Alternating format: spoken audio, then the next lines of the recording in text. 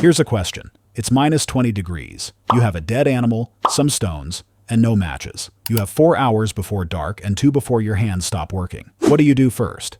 Most people say fire. And most people are wrong, because you're standing on a plain that has no wood on it. The nearest tree is a day's walk in a direction you can't afford to take. The right answer takes a season of planning, and you'd have needed to start it back in October. You have a thermostat, and if the room drops below 19, you take it personally. You've never once had to know where your heat comes from, how much of it is left, or what happens on the night it runs out. It ran out for them every single year, and they knew roughly the week it would start. So surviving an Ice Age winter was never a question of being tough. It was a manufacturing problem, and the people who solved it were running a supply chain we still haven't fully reconstructed. Toughness buys an hour. Manufacturing buys a season. Start with what the body brings on its own, because it isn't much. Vasoconstriction shuts down the hands and feet to protect the core, which is why they go numb first.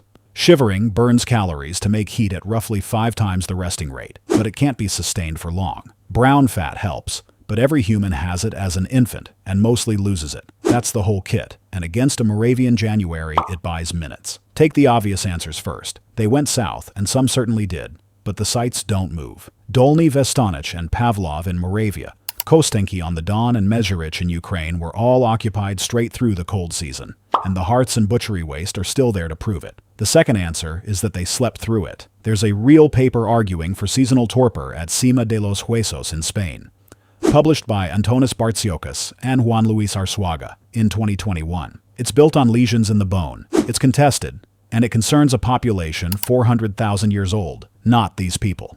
The third answer is that they were simply built for it, and that one is easiest to kill. Modern humans walked out of Africa carrying an African body, and a long-limbed, narrow-trunked frame with that much surface area is the worst possible shape for holding heat. They didn't leave, they didn't sleep, and the body was wrong for the job. Which leaves one thing: they made things. The most important object of the Ice Age is 5 centimeters long and made of bird bone, the eyed needle. An awl punches a hole and stops there. A needle pulls thread through it. And that difference is the difference between a hide thrown over the shoulders and a garment that actually closes. Draped hide leaks at every gap.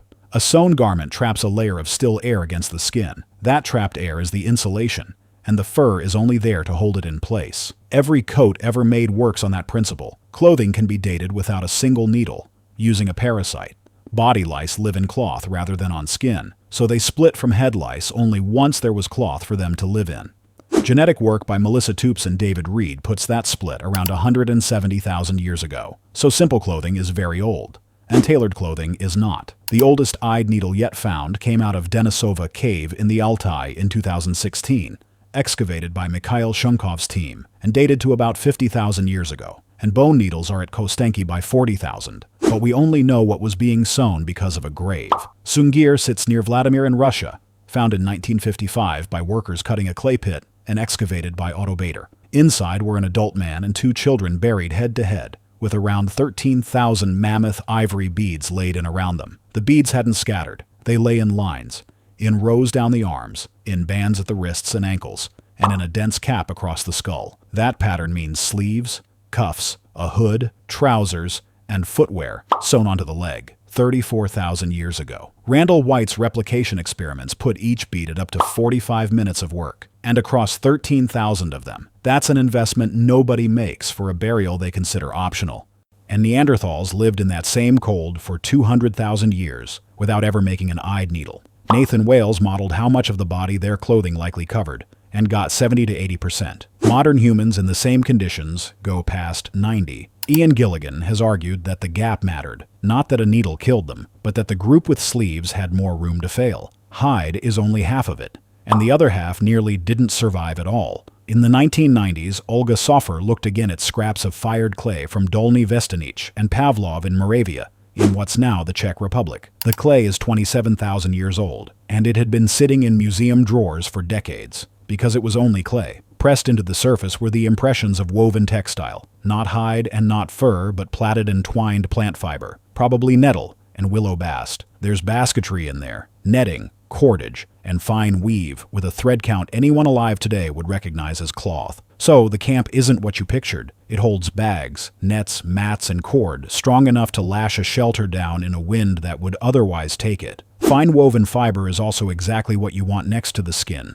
underneath fur. That's layering, with a base layer, insulation, and a shell. It's the system every cold weather manual still teaches. 27,000 years ago, in Moravia, in the dark. And that clay is the only reason we know any of it. Fiber rots, and at almost every other site of that age it has rotted completely. So the picture isn't wrong. It's just missing most of the soft technology. Now, the shelter. At Mezhyrich in Ukraine in 1965, a farmer named Ivan Novitsky was digging a cellar and struck a mammoth jaw. He kept digging anyway, and what came out of the ground was a house. Mammoth mandibles had been stacked chin down in a herringbone pattern to make the lower wall, with long bones and tusks arched over the top and skulls set underneath as footings. 4 dwellings at the site used the bones of around 150 animals. On a treeless plain, mammoth bone is the timber. That wall of interlocking jaws is load-bearing, and it stands under snow. Put hide over the frame, weight the base with stone, and the result holds a fire's heat in a landscape that offers no wood to build with and none to burn. One dwelling has been estimated at around 15 tons of bone, which is not a shelter thrown up in an afternoon. That's a build. It's weeks of coordinated labor by people who had already decided, months earlier,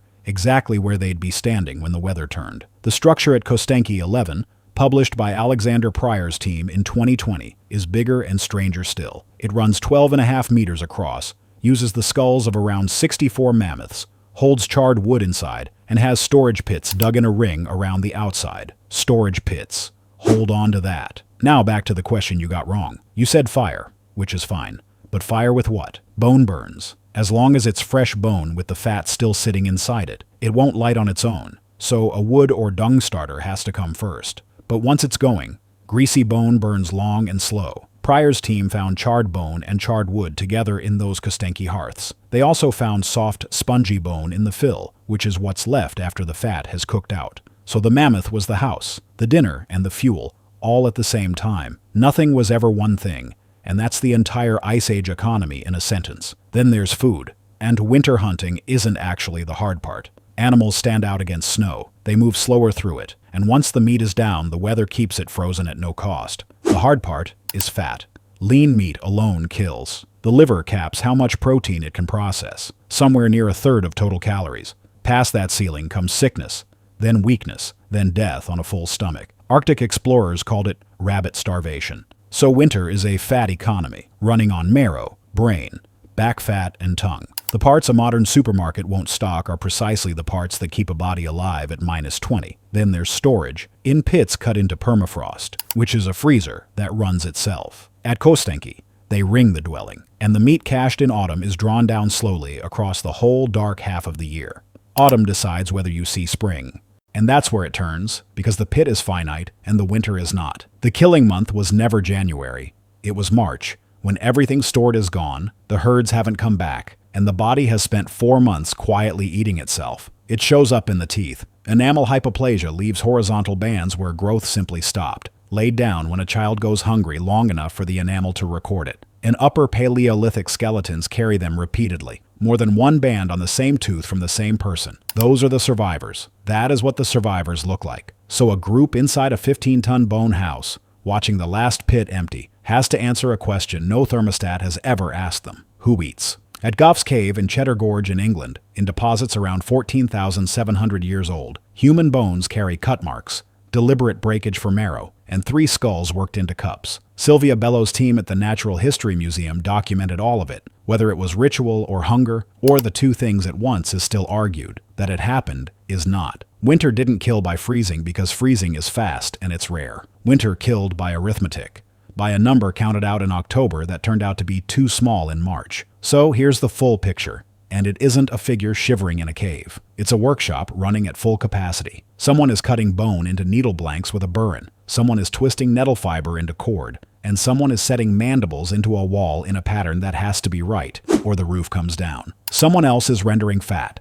And someone is breaking into frozen ground in October for food they won't eat until February. All of it happens in 7 hours of gray light, indoors, in firelight, with the same few faces, for months at a stretch. The tools got better because the winter was long. These are the same people who, in summer, work 4 hours a day. Winter is where the rest of it went. Every one of those jobs is specialist, has to be taught, and is a bet placed months before the payout.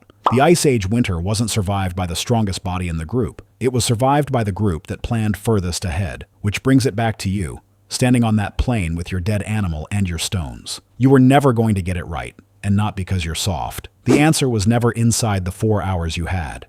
It was in a season you weren't there for.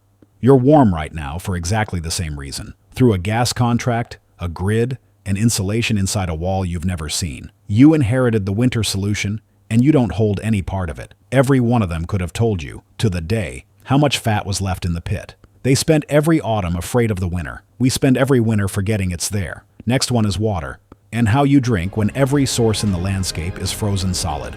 If you learned something new today, I'd really appreciate it if you left a like, and let me know in the comments which Ice Age survival strategy surprised you the most. If you enjoy evidence-based history that separates myth from reality, consider subscribing so you don't miss future videos. Thank you very much for watching, and I'll see you in the next one.